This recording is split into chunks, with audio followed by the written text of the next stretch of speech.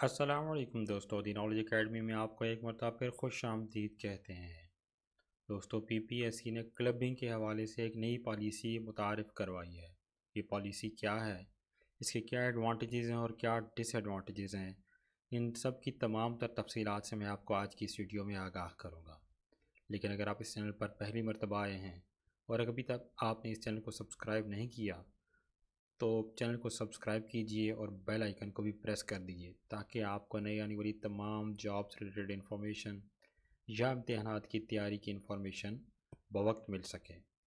तो चलते हैं हम अपनी आज की वीडियो की तरफ।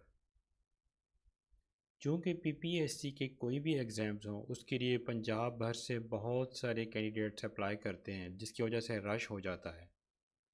और कभी कभी इस तरह होता है कि आखिरी डेट पर जाके इनकी वेबसाइट्स भी जो है वो हैंग हो जाती है और आप लोग अप्लाई भी नहीं कर सकते हैं। और पीपीएससी के लिए भी चूँकि बहुत सारा कैंडिडेट्स को मैनेज करना आसान नहीं होता है, इसलिए पीपीएससी ने एक बहुत ही ज़बरदस्त नई पॉलिसी मुतारिफ़ करवाई है जिसके बहुत ज़बरदस्त किस्म के फ़वाइद भी हैं और अगर देखा जाए तो एक तरह का नुकसान भी हो सकता है कैंडिडेट्स के लिए। अब ये पॉलिसी क्या है? देखिए, यहाँ पे पीपीएससी ने अपने इस नोटिफिकेशन में लिखा है कि keeping in view a large number of candidates applying to PPSC for different post, the commission has decided to introduce a policy of clubbing of the test examinations, PPSC regulation number this, notification number this. ठीक है, अब इसमें ये कहते हैं कि यही बात इन्होंने की है क्योंकि हमारे पास कैंडिडेट्स बहुत ज़्यादा होते हैं, तो इसको मद्देनज़र रखते हुए इन्होंने एक नई पॉलिसी मुतारिफ़ करवाई है। और वो क्या है? वो ये है दोस्तों कि अब आपको अगर आपने असिस्टेंट की पोस्ट के लिए अप्लाई की है या मिसाल के तौर पे आपने जूनियर क्लर्क की पोस्ट के लिए अप्लाई किया है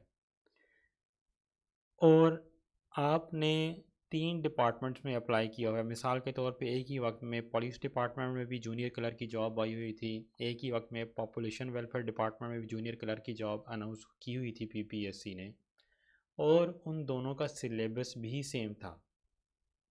तो अब आपने दोनों में अप्लाई कर दिया लेकिन आपको दोनों के लिए टेस्ट देने की ज़रूरत अब नहीं रही है। आप किसी एक भी पोस्ट के लिए टेस्ट देंगे और अगर आप वो टेस्ट आपका पास हो गया तो आपका दोनों पोस्ट जिनके लिए आपने अप्लाई किया था उसके लिए आपको सक्सेसफुल कंसिडर किया जाएगा। लेकिन अगर आपने इसका दूसरी तरफ देखें तो ड्रॉबैक भी यही है कि अगर आप एक टेस्ट में फ़ेल हो गए तो इसका मतलब है कि आपको दोनों टेस्ट में फ़ेल कंसिडर किया जाएगा। तो सिंपल सी पॉलिसी इनकी इस वक्त ये है कि जिन सब्जेक्ट्स का सिलेबस एक सा होगा, मिसाल के तौर पे असिस्टेंट की पोस्ट के लिए आम तौर पर टेस्ट 100 नंबर का होता है, जनरल एबिलिटी टेस्ट, ठीक है, जीएटी, जिसमें आपसे 100 नंबर का जनरल नॉलेज के क्वेश्चंस एमसीक्यूज़ के तौर पर पूछे जाते हैं। अभी एक बंदे ने अप्लाई किया है पॉपुलेशन वेलफेयर डिपार्टमेंट में, असिस्टेंट की पोस्ट थी 15वें स्केल के लिए, 14वें स्केल के लिए। उसी के साथ ही उसने असिस्टेंट के लिए अप्लाई किया था बैतुल माल डिपार्टमेंट में। उसी के साथ उसने असिस्टेंट के लिए अप्लाई कर दिया था किसी और ऑफिस के लिए, किसी और डिपार्टमेंट के लिए। अब जब टेस्ट देने की बारी आएगी तो आपको ये चॉइस दी जाएगी कि आप किसी एक टेस्ट में अपीयर हो सकें, किसी एक टेस्ट में अपीयर हो जाएं। ये नहीं कि आपने 3 डिपार्टमेंट्स के लिए अप्लाई किया हुआ है तो आपको बार बार 3 मरतबा जाकर पीपीएससी के टेस्ट में अपीयर होना होगा।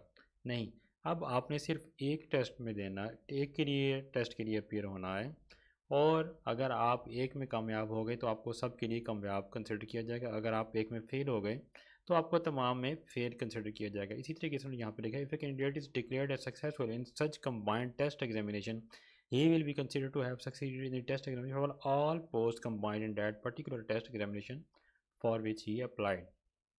Similarly, if he fails, he will be considered as fail in test examination for all such posts combined in that particular test examination for which he applied.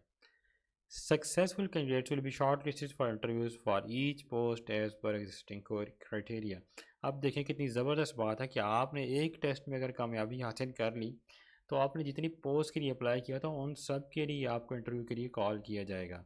लेकिन अब ये नहीं है कि आपने अप्लाई एक ही दफ़ा करना है, आप जितने डिपार्टमेंट्स के लिए भी, जितनी पोस्ट के लिए भी अप्लाई करेंगे आपको सब के लिए अलग से अप्लाई करना होगा और सब के लिए अलग से आपको फ़ीस सबमिट करवानी होगी। कुछ इन्होंने यहाँ पे एग्जांपल्स दी भी हुई हैं कि जैसा कि देखें, name of post with department, अगर आपने जूनियर क्लर्क फाइनेंस डिपार्टमेंट में अप्लाई किया हुआ है, junior clerk board of intermediate secondary education Sahiwal के लिए अप्लाई किया हुआ है, junior clerk inspector general of registration board of revenue में अप्लाई किया हुआ है, और जूनियर क्लर्क की देखें 4 सीटें हैं मुख्तलिफ 4 डिपार्टमेंट्स में। लेकिन इनका टेस्ट का जो सिलेबस है, जैसे कि मैंने बताया कि इनका टेस्ट सिलेबस एक ही है।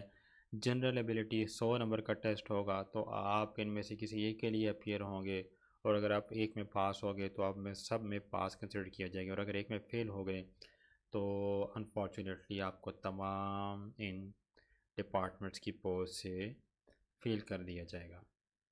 तो ये थी दोस्तों आज की मुख्तसर सी वीडियो। अगर आपको ये वीडियो पसंद आई हो तो इस चैनल को सब्सक्राइब कीजिए, क्योंकि इस चैनल पर आपको मिलेगी इम्तिहानात से मुतल्लिक बहुत ही ज़बरदस्त किस्म की वीडियोस, एमसीक्यूज़ और इम्पॉर्टेंट क्वेश्चन और जनरल नॉलेज क्वेश्चन आपको इम्तिहानात की तैयारी के लिए मिलेंगे।